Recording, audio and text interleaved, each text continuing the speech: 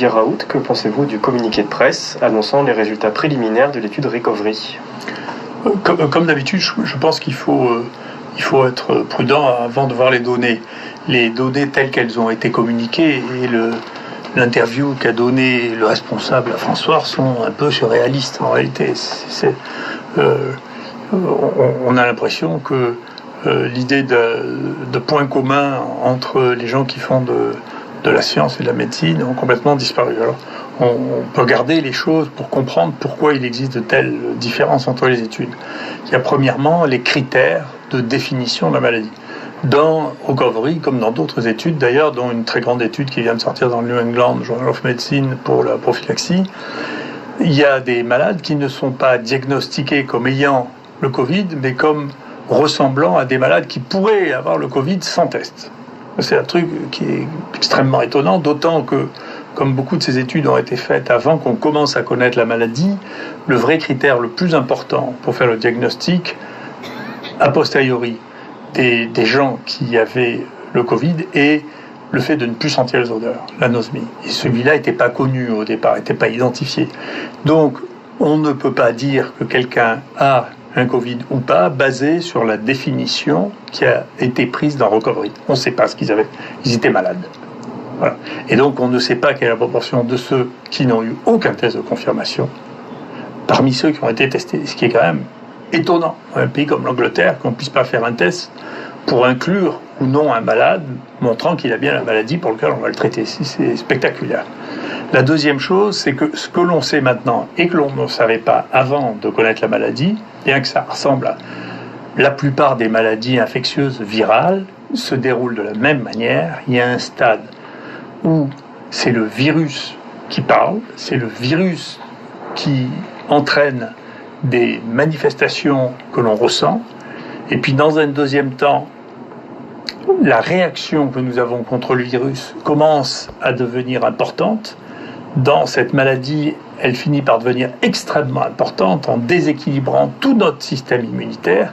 Et enfin, la troisième partie, quand les gens sont en réanimation, on est dans une partie où il y a des lésions tissulaires, et là, c'est le réanimateur dont c'est le rôle. Donc au premier stade viral, il faut donner des médicaments contre le virus. Au deuxième stade tardif, il faut donner des médicaments, si possible, contre la réaction immunitaire. C'est pour ça qu'on parle des corticoïdes, qu'on parle des anticorps monoclonaux.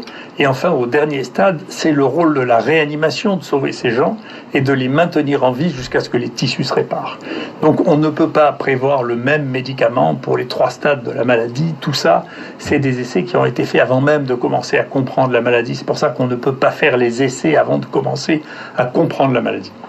La troisième chose, c'est les doses qu'on donne.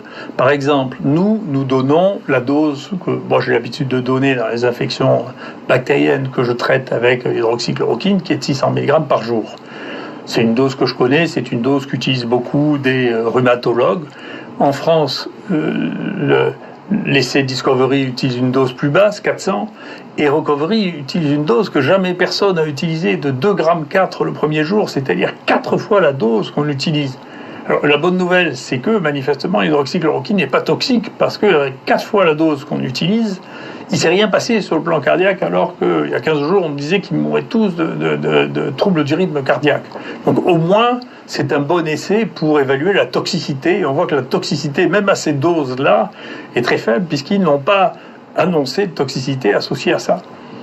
Ensuite, il y a le suivi. La plupart de ces études ne rapportent pas de suivi virologique. Donc, encore une fois, les malades qui sont très tardifs n'ont même plus de virus. On ne trouve même plus de virus quand on les teste, dans la plupart des cas.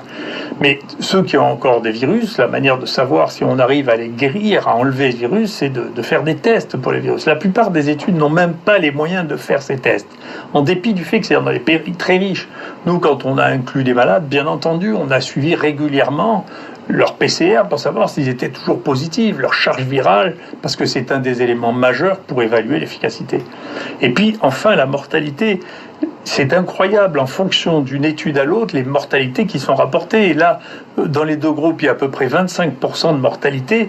Il faut savoir qu'en France, la mortalité des gens hospitalisés, c'est moins de la moitié, ça. Donc on se demande où ils sont allés chercher les malades.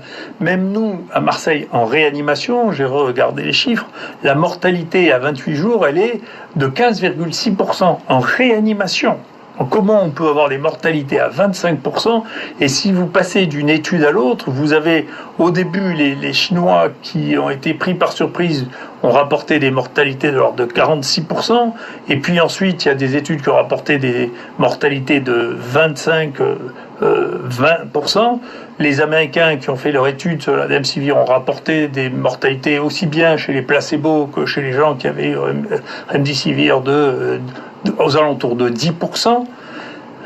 Donc c'est incompréhensible, si vous voulez. On n'arrive pas, compte tenu de la manière dont ils incluent les patients, de savoir ce qu'ils ont inclus. Est-ce qu'ils ont inclus tous les gens qui étaient malades? Est-ce que dedans, quelle est la proportion de gens qui avaient réellement ça? On ne comprend pas comment ils ont soigné. Écoutez, honnêtement, nous, quand vous rentrez dans une réanimation, ici, vous avez 2 fois plus de chances d'en sortir que quand vous êtes dans cette étude, quand même. Donc ça pose des questions de fond sur... De quoi parle-t-on? Qu'est-ce qu'on compare? Qui c'est qui fait ces études? Comment on a pu valider des doses de cet ordre-là? D'ailleurs, les Indiens... donc c'est le monde qui devient à l'envers. C'est les Indiens qui disent maintenant à Oxford, vous ne savez pas utiliser l'hydroxychloroquine parce que vous utilisez des doses qui sont 4 fois celles que nous, on utilise. Et les Indiens, ils ont l'habitude d'utiliser l'hydroxychloroquine. Donc on est une espèce de paradoxe.